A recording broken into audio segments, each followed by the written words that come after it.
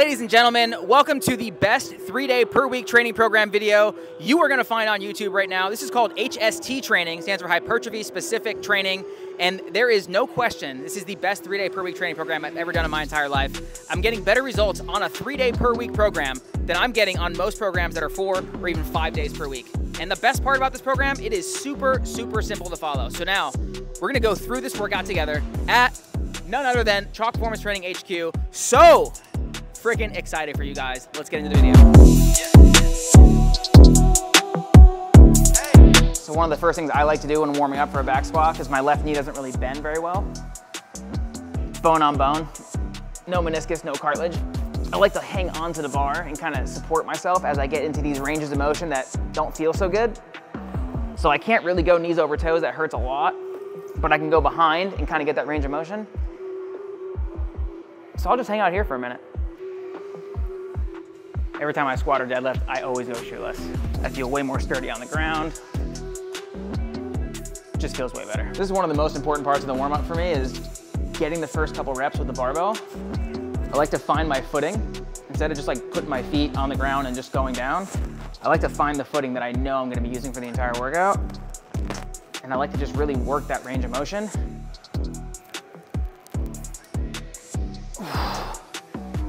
Like I said earlier, getting depth for me is really hard just because I have one really bad knee. So finding the correct positioning is pretty key and just moving through it. So this is my good leg here. Heel to butt, pretty simple. Watch my bad leg. Get stuck at 90 degrees and I can't get it anymore. So when I squat down, it's very easy for me to go to my right side and the left just like doesn't bend. So you'll see me squat some big weights today, but I won't be going super low. So I'm not doing it on purpose. It's just the only thing I can do. So in my younger days, this would always be like 45s or 55s. Now we're on 35s, now that I'm getting a little bit older. And I'm just gonna be making 35-pound jumps.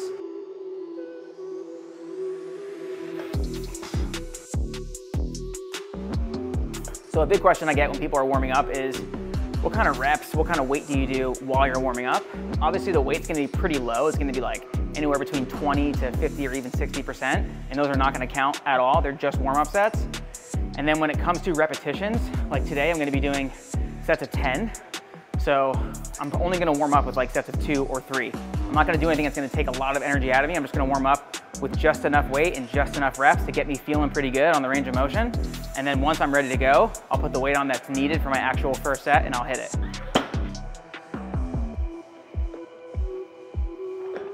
Just 2 on that warm up, boys. When I was younger, I'd see the old guys warming up and it'd be like a 2-minute warm up. And I'd be like, bro, you're gonna get injured. And they'd be like, dude, young gun, you don't understand. I only have so much energy to give. I don't wanna waste it. Now I'm older, I completely understand.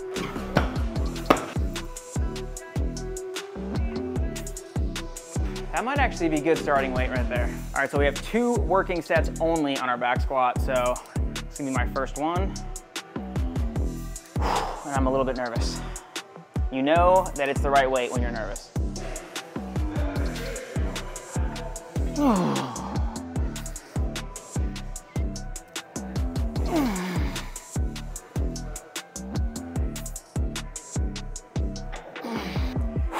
First set of 10 down.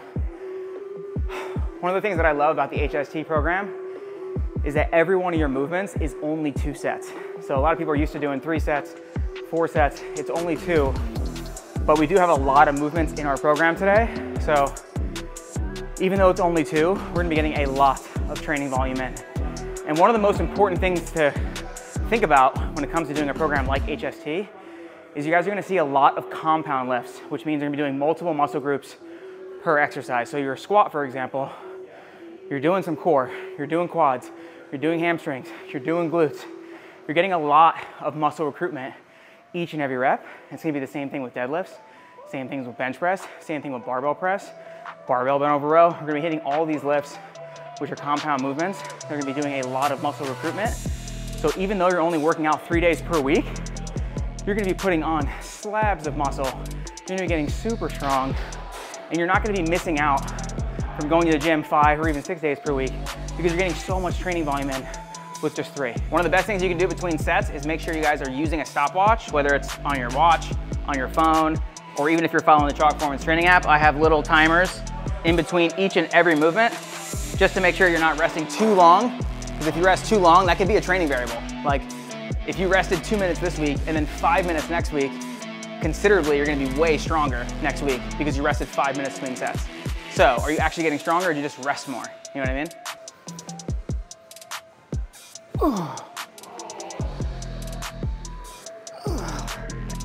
All right, after back squat, we got deadlifts. 2 sets of 10. So when I do deadlifts, I'm a big fan of using straps because I like to keep a regular grip. So regular grip, I mean double overhand. A lot of people who do alternate grip, it is really good when you don't have straps. It's absolutely phenomenal, but you do start to develop a little bit of an imbalance when you have one hand that's always in reverse and the other one's not. Granted, you can flip them around, but it does put a lot of stress on your bicep tendon as well. So I'm a huge fan of just having the straps. Honestly, like complete game changer, and it allows you to just take all of the grip out of the equation, so you're really focusing on your hamstring, on your glutes, and your lower back like you should be every single time you deadlift. This is a game changer if you don't know about this. Saves your lower back. First working set of deadlifts right now. I like to keep my feet like straight under my body and my toes straight forward. When you squat, you want your toes out. When you're deadlifting, keep the toes forward. Also your eye gaze, a lot of people don't talk about this. As you come down, if you keep your head forward, your neck starts to bend, puts a lot of stress on your neck. You actually want your eyes to be down. So when I'm down, it actually keeps my neck neutral, which keeps me from injuring my neck. So it sounds counterproductive, but you actually want your eye gaze at the floor like 5-6 feet in front of you.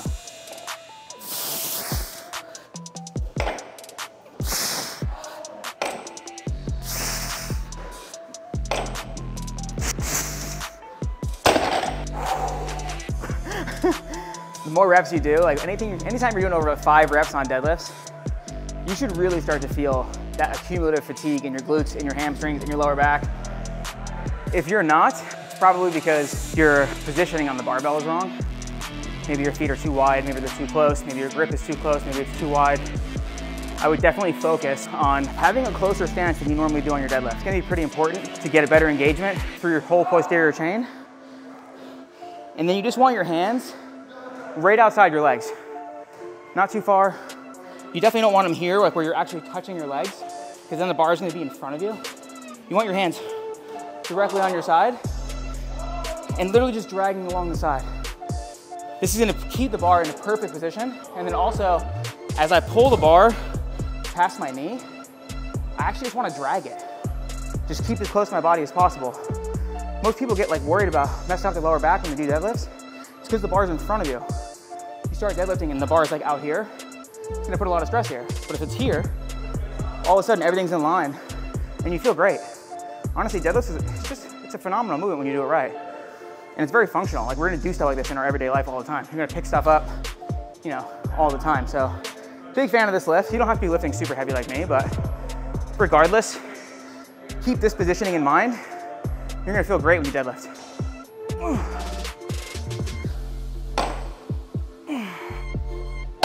All right, next on the program, we have barbell bench press. So barbell bench press right now hurts my shoulder a little bit, so we're gonna do barbell incline bench press. Takes a little bit more stress off my shoulder, so we're gonna sub it out for that. But after bench press, we have barbell bent over row. So I'm gonna leave this bar out. We'll use some weight on here, but for right now, we're gonna go over, get our incline barbell bench press in. Just a little sneak peek for you guys.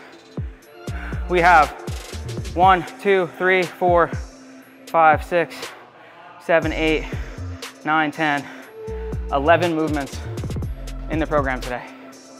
11 movements. Half of them are 2 sets and the other half are only 1.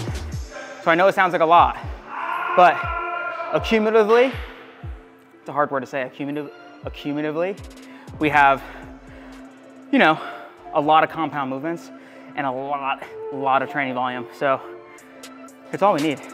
We're good. So I don't actually have an incline bench here at Chalk Performance Training. So what we use are these rubber bricks. This would be very equivalent to like a small box jump that you might have at home. Just something that's about, I don't know, like 12, 15 inches off the ground. That gets you to about anywhere between a 15 to a 30 degree incline. That's what you're looking for, about 15 to 30 degrees. A little bit more incline that you have, a little bit more shoulders you're gonna engage.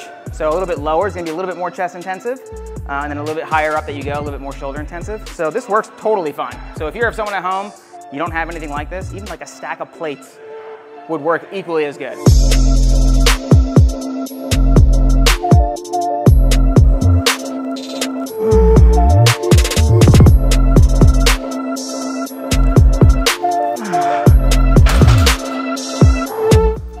One of the things I'm really focused on when I'm doing my bench is as I'm coming down, really projecting my chest up into the bar, just so it gets more range of motion.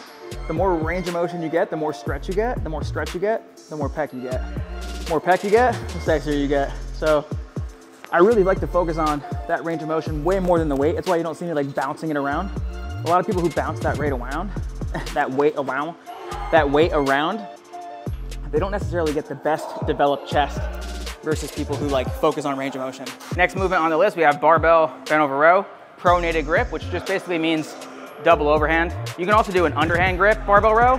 I love the double overhand, really hits the lats really good. And since it's a compound lift, you're gonna be getting a lot of muscle recruitment in there, more than just back. You're gonna be getting the biceps in there, you're gonna be getting some lower back in there, even gonna be feeling in the hamstrings a little bit.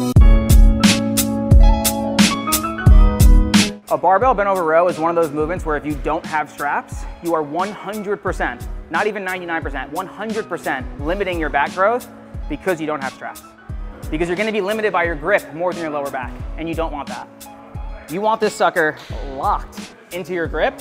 You don't even wanna think about your grip.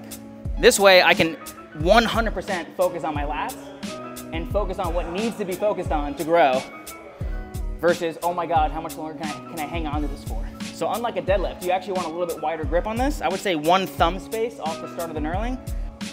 I like to come up, big hinge, let that stretch go, and pull.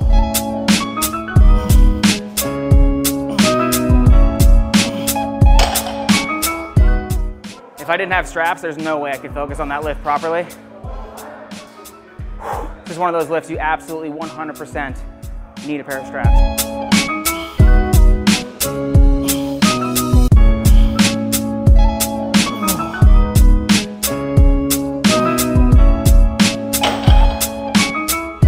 A lot of people mess up growing their body parts.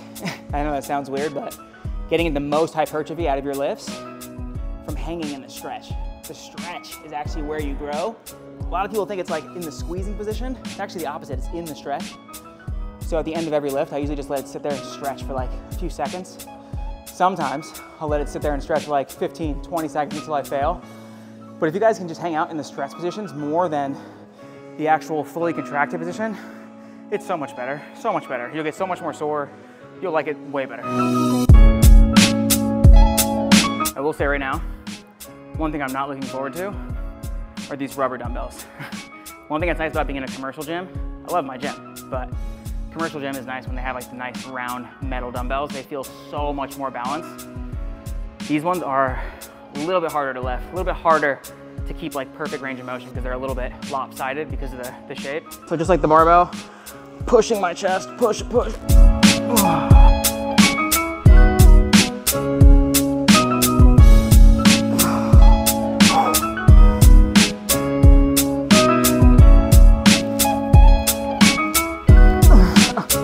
One of the things you might notice there was how hard I was going on that right now.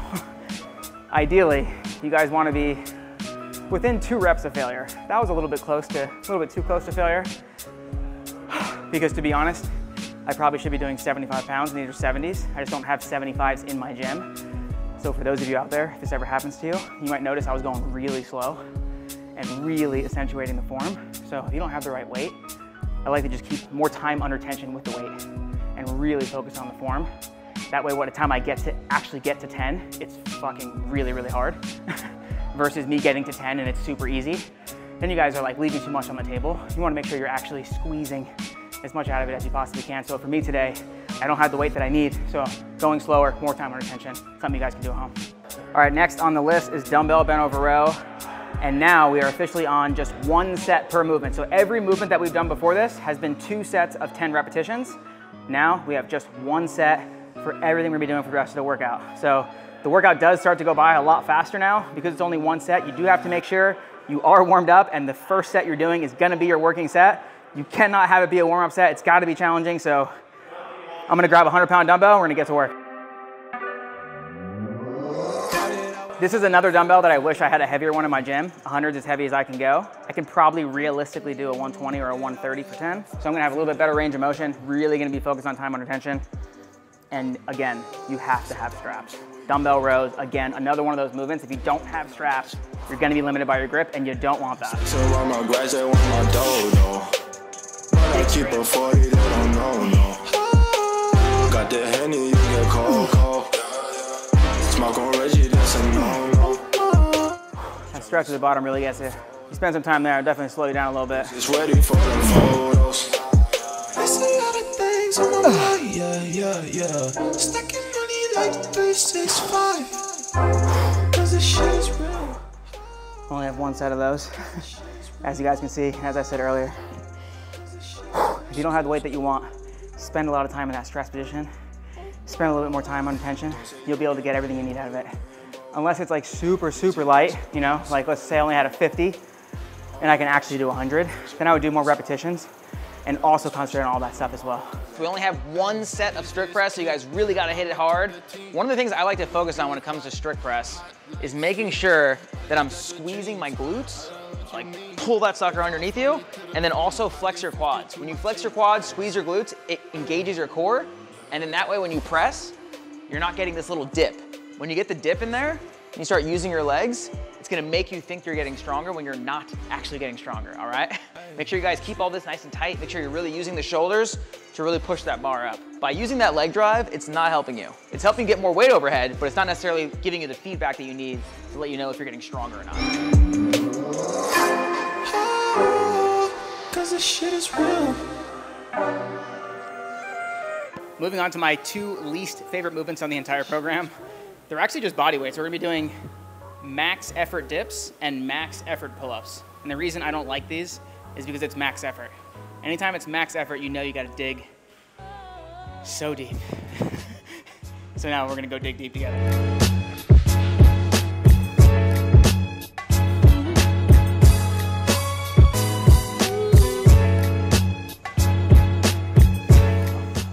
One of the things you probably saw me focusing on is really just getting down deep, deep, deep into that stretch and really holding it down there. That's gonna be the most important part of the movement.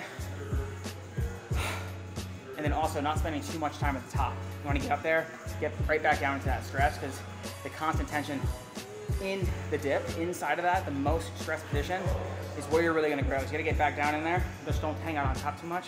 All right, we're moving on to pull-ups. And you might see me wearing my straps right now and think, what are you doing with those straps? I'm gonna strap up to do pull-ups. And the biggest reason for that is because I only have one set on these and I don't wanna mess it up. I wanna make sure that I am squeezing everything that I can out of my lats. So we're gonna strap up. All right, so I'm hoping I get more than 20. That would be ideal.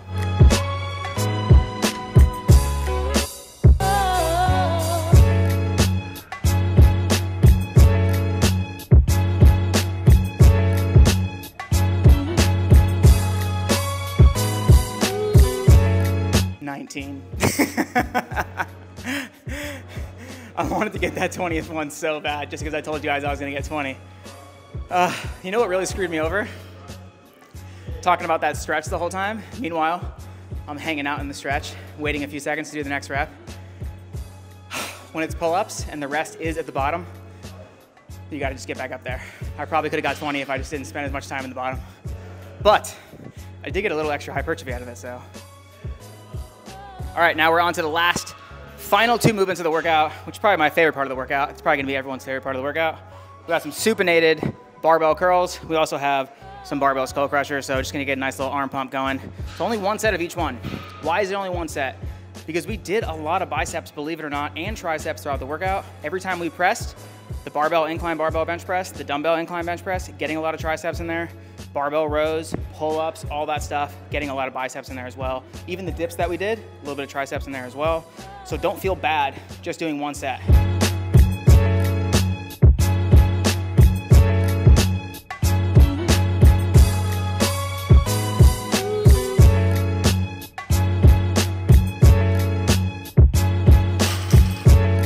All right, ladies and gentlemen, we are officially on the last movement in the workout. We have one set of 10 repetitions on barbell skull crushers, and we are done, ladies and gentlemen. Right now, we are sitting at 1 hour and 16 minutes. So that's probably gonna be a little bit on the higher end for most of you, just because I have to warm up a little bit more for some heavier weights. If you guys are stronger than me, maybe you can get it done within an hour and a half. If you're weaker than me, then maybe you can get it done in probably an hour flat, which I think is a pretty good compromise for how much training volume you're getting in such a short period of time.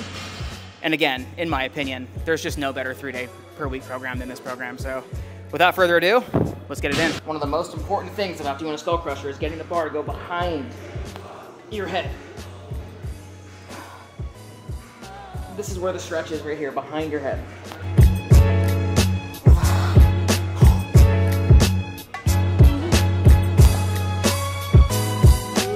We are officially done, ladies and gentlemen. Less than an hour and 20 minutes.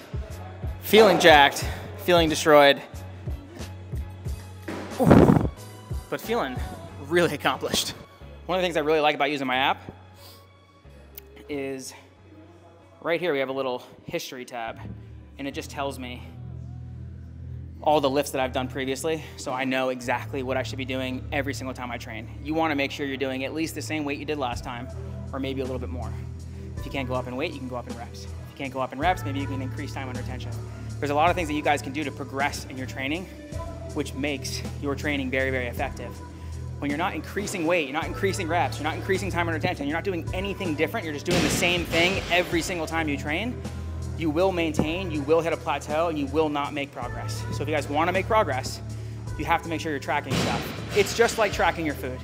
When you track your food, all of a sudden you magically get results. When you start tracking your workouts, magically you will get more results. You'll also be a lot more motivated. A lot of people don't like tracking because they feel like it's unmotivating. It's actually way more motivating because you're seeing the numbers go up. And when you see the numbers go up, you get super, super pumped. So again, guys, thank you for hanging out with me during this workout. I really hope you guys try this at home. This has been one of the most popular training programs I've ever built on the Chalk Performance Training app. Like the Full Body Aesthetics program, by far the #1 program. You guys have seen me make a video on that previously, several videos on that. But I started doing this program just because I wanted to see how much my body would change if I only worked out 3 days per week. I really wanted to see if I could keep the muscle mass that I had and see if I could actually get stronger just working out 3 days per week. And guys, I can tell you right now, my squat and deadlift literally went up like almost 15–20% in 6 weeks for me. It was a massive, massive improvement. So I would say the 3-day per week split with the HST program is by far one of my favorite programs I've ever done. It's the second most popular program on the Chalk Performance Training app. And if you guys want to try this program, you can visit chalkperformancetraining.com and start your free trial. In addition to the HST program, you're also going to get access to the Full Body Aesthetics program. You're also going to get access to all of my many other very popular programs. But without further ado, guys, I'd just like to say thank you, hanging out with me for the workout. Thank you for coming to Chalk Performance Training HQ. And thank you for subscribing to the channel if you already have. If you haven't, please subscribe to the channel. I'll keep making amazing videos just like this. And guys, if you guys have any other kind of videos that you guys want me to make, go ahead and put those in the comments below. And then any other questions that you guys want me to answer, put them in the comments below. And I will see you guys on the next video.